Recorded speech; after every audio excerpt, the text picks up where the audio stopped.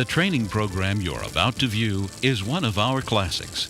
Even though it may have been taped years ago, it still shows expert linemen providing professional work practices. Make it a point to always follow the established work practices of your company to help in your safety and the safety of your coworkers.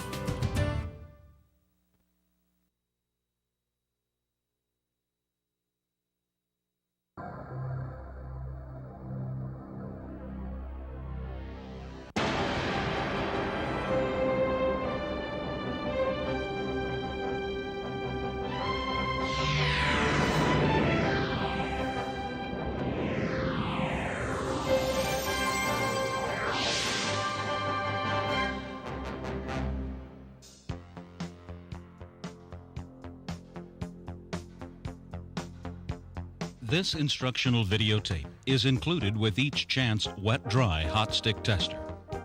Two models are available. Catalog number C403-3178 for 115-volt operation and C403-3179 for 230. Either model comes in a carrying case with a check bar and printed instructions. Thoroughly read and understand the instructions. This videotape is not a substitute for the instruction manual.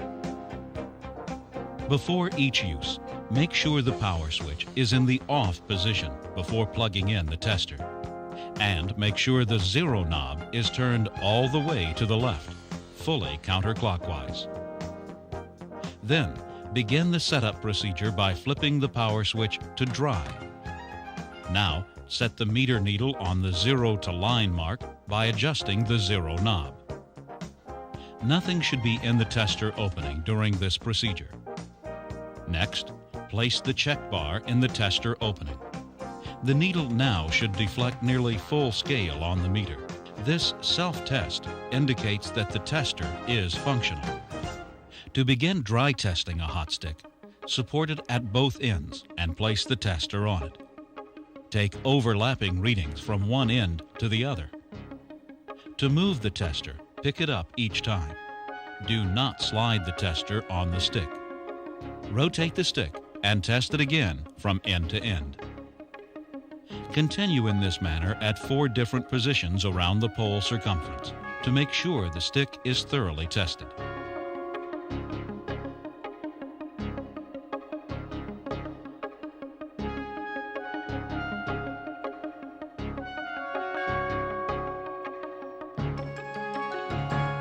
Now, for wet testing.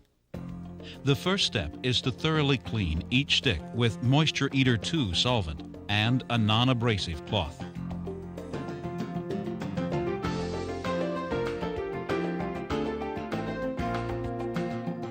Apply the solvent liberally and wipe away contaminants from the entire stick.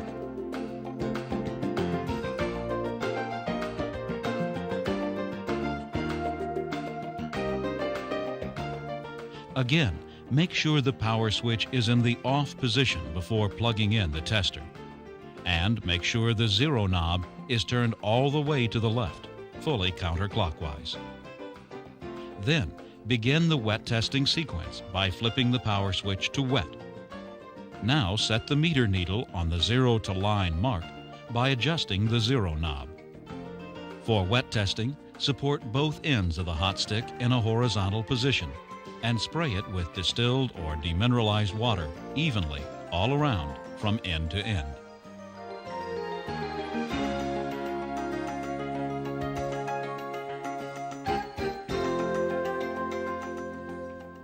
Then, begin testing by placing the tester on the stick. Take overlapping readings from one end to the other.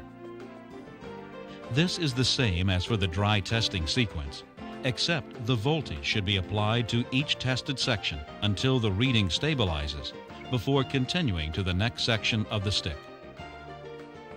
Pick up the tester to move it. Do not slide the tester on the stick to avoid dragging the water spray into a conductive path and producing a false reading. Now turn the stick 90 degrees and test it again from end to end. Continue in this manner to 4 different positions around the pole circumference to make sure the stick is thoroughly tested.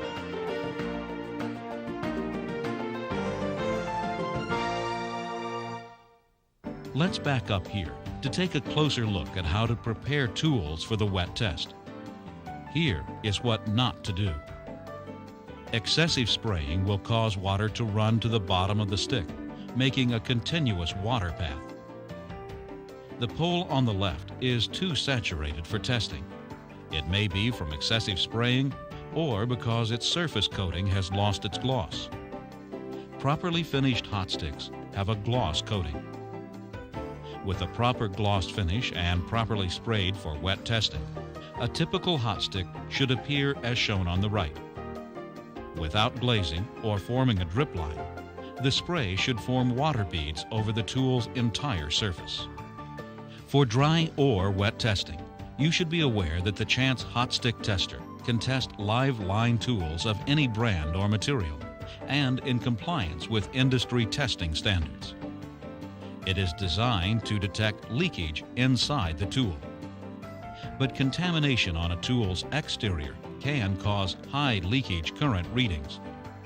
If a tool fails the test, properly clean and refinish it as needed and repeat the test sequence.